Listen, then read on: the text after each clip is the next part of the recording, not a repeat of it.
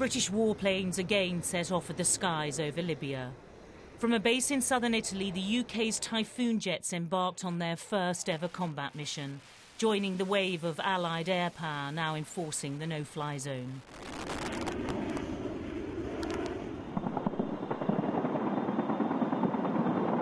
As darkness fell, so the bombing began.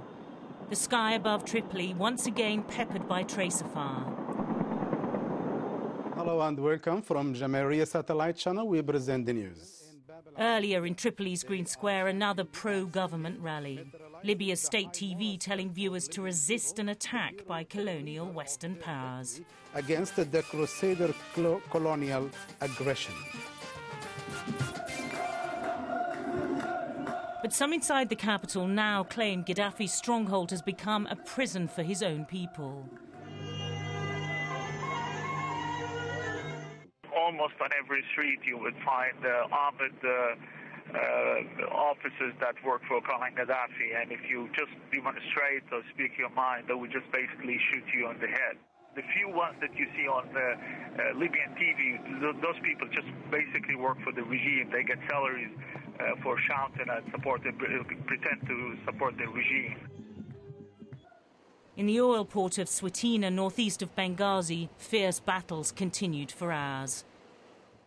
The town's power station was shelled as rebel troops swept through on their way to try and retake Ajdabia from government forces. At their nightly news conference, the Libyan government said airstrikes had killed dozens of civilians and warned the West its actions would turn Libya into a hotbed for al-Qaeda terror. We know how al-Qaeda operates. We know how they respect human life and human blood. So we are expecting to see death on the ground, car explosions, bombs in the streets of Tripoli. It's the story of Baghdad being played again in Tripoli.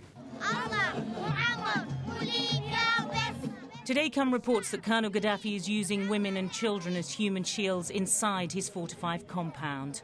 And the fate of the Libyan leader himself is causing tensions between politicians and the military.